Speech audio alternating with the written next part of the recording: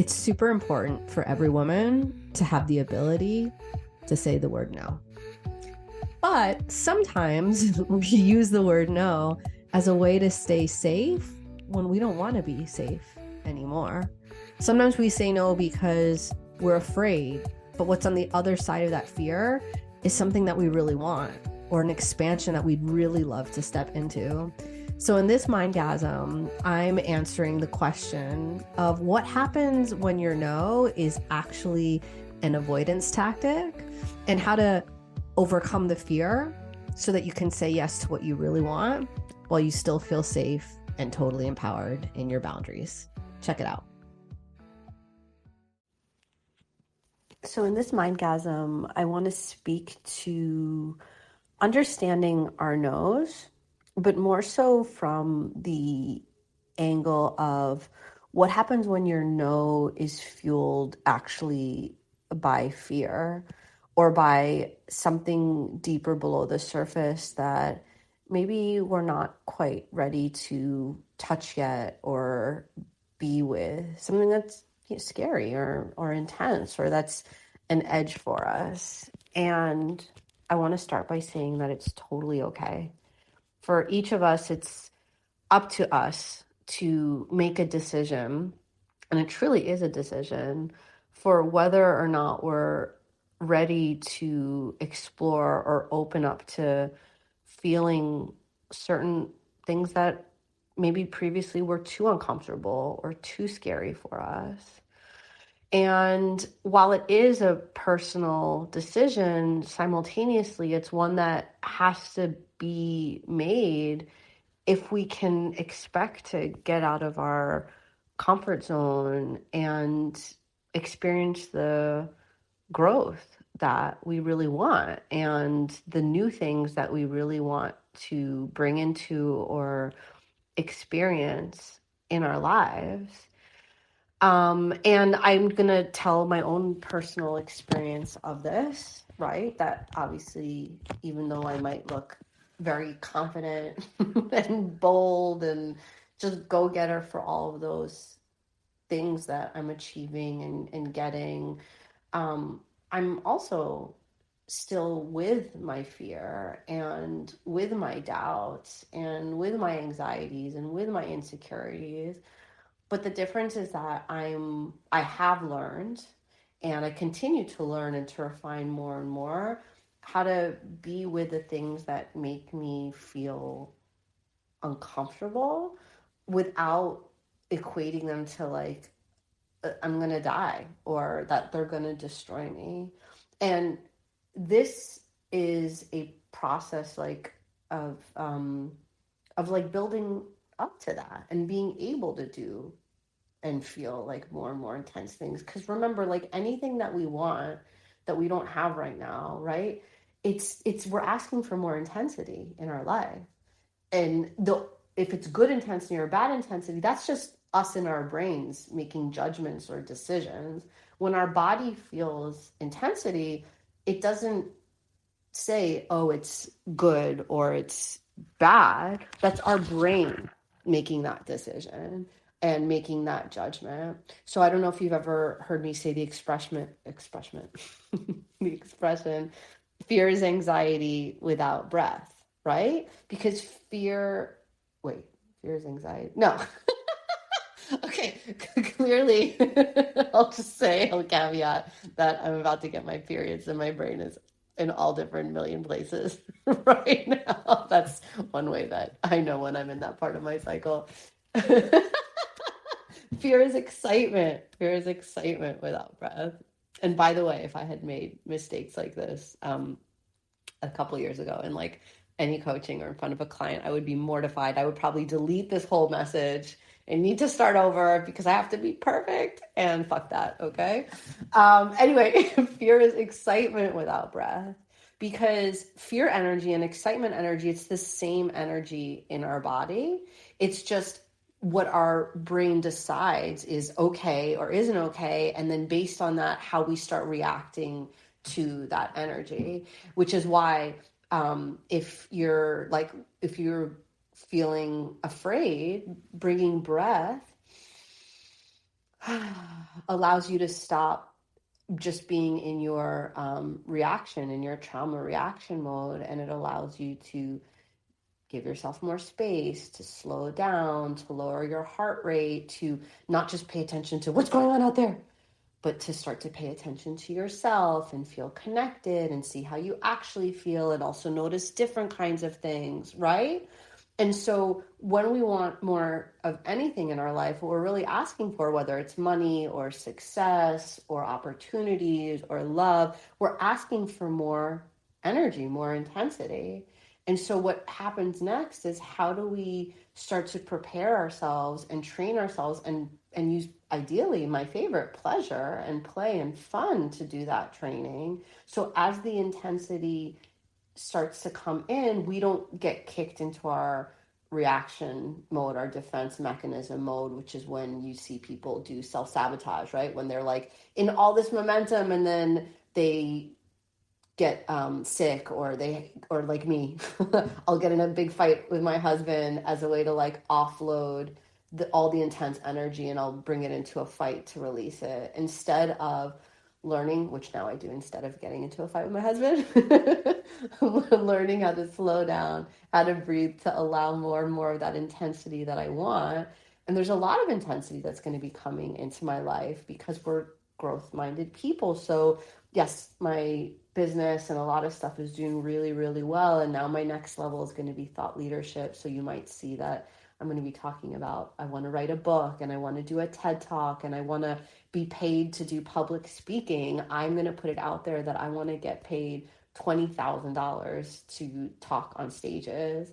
And with that intensity comes like, whoa, like, am I good enough? And what am I going to say? And who the fuck do you think you are to command that? And just like all of the things, right? And so if I'm looking at this question that you're asking specifically, right, I don't want to feel desperate, right? I don't want to doubt myself. I don't want to chase acceptance.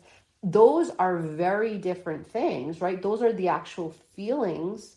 I don't want to feel that, right? And so because you don't want to feel those things, you're not doing the things that the real world inspired actions that need to be done, which is reaching out to agents, going to auditions, preparing reels, whatever, et cetera, because, I don't want to potentially feel those things, right? So same with me. I don't want to get rejected. I don't want somebody to say, what, you're crazy and greedy for wanting $20,000, or, who, or get rejected by a publisher. Who would want to read this book, or putting out a book and nobody buys it, right? And so if I was too afraid of feeling those uncomfortable feelings, I would do a lot of things to get in my way so that I wouldn't put myself in that position of possibly feeling the intensity of those things that I'm afraid of.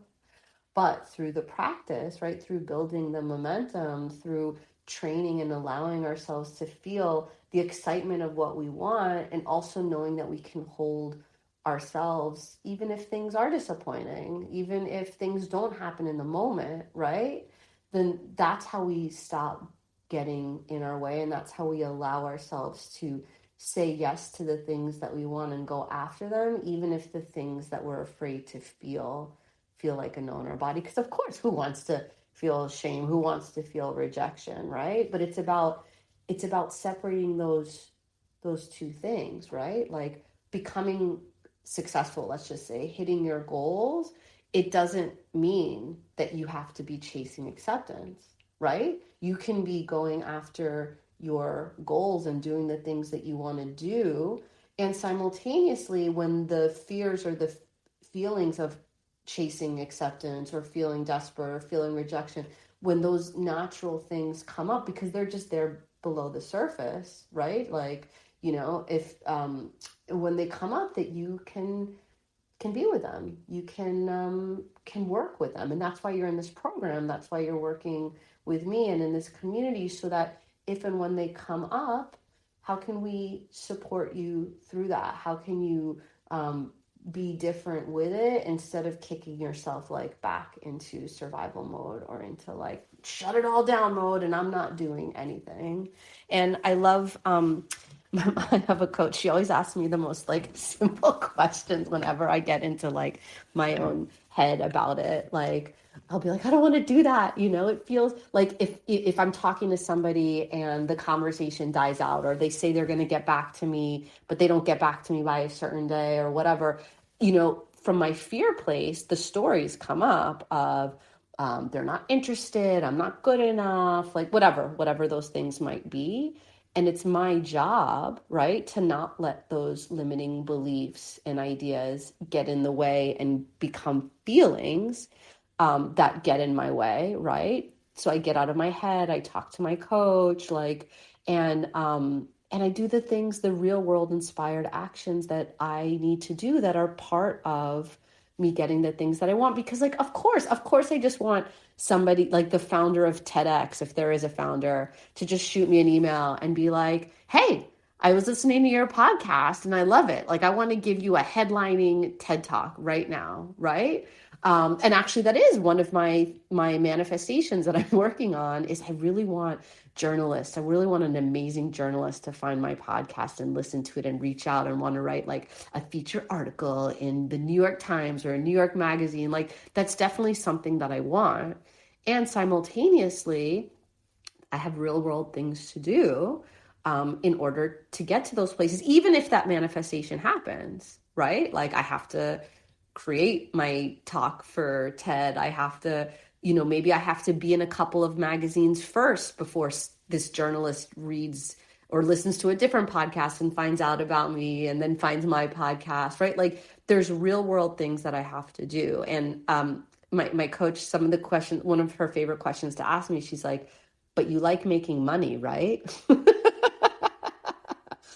I'm like, yeah. And she's like, and you like working with new clients, right? I'm like, yeah. She's like, so reach out. She's like, stop making this complicated. Stop making this about you. Like, people get busy. People forget things. Like, people are, you know, they have their kids and their schedules and they're this and they're that. Like, do it, you know? And it's my job then to work with my mindset and to shift out of like the stories that I'm telling myself, you know?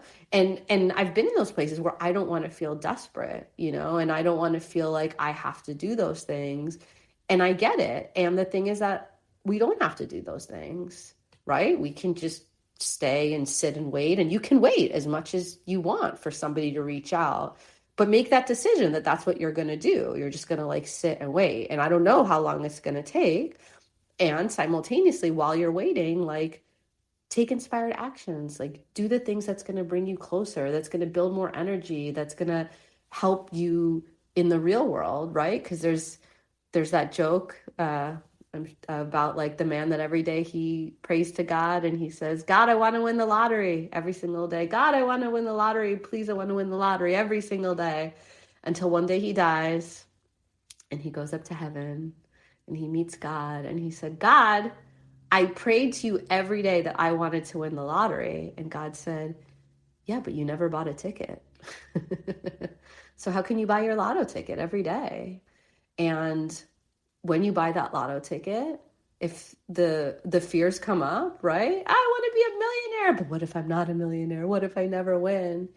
How can you allow yourself to be supported and to do different things and to work with those fears, those totally natural, normal human fears that come up for all of us? And I'm fully here to help you with it. I'm fully here to help you with it, because your decision, right? What you want more is what you want. It's committing to what you want instead of committing to being afraid of or not feeling the things, right? Like, and that's the decision that you want to make, is how important the things that you want are and the ways that you want to feel are. And as part of that, it's going to be releasing some of those hidden icky things that are down there, but I can promise you that they're not as scary as you think that they're going to be. And it's not as painful and as traumatic, even if in the past it was, even in the past if it was, because who you are now is different. And the support that you have and you being in this program, it's different. And so let's let it be different. And whenever you're ready, whenever you are ready, because I know that my clients would say, yes, I'm ready. I'm going to do this. I'm going to try. they get the things that they want. They have those shifts. It's even just that willingness, that openness. You don't have to be a different person. You don't have to have all these different things. It's just about you saying yes and opening up to it. And we'll work through all that stuff that comes up together, and it's going to feel easier than you can possibly imagine, and more fun also. And if you need more proof, more expanders for that, all the women in this group will tell you. All of them will. So I'm really excited that you're getting to this place, and I'm really excited that we're going to do it together. So let me know how this lands for you, if you have any questions, anything like that. And I'm here with you, Mama. Okay, so if you listen to this mindgasm and you were like, yes, finally an answer that I can work with and that helps me move forward, then I want you to shoot me a DM right now on Instagram at Michelle Kanan, that's my name, and let me know. You know, we often think our problems are so big or so unique, but after over 12 years of mentoring and coaching hundreds of amazing women, I have a lot of really simple tools, mindset shifts, and incredible rituals and guidance to give women like you that want to keep moving forward. So let's have an awesome conversation. Relationships are so important to me. And when you shoot me a message, I'm going to give you a free gift too. Yeah. So find me on Instagram, Michelle Kanan. And I'm also on Facebook, Michelle Kanan as well. And I'll talk to you soon. Stay tuned for more.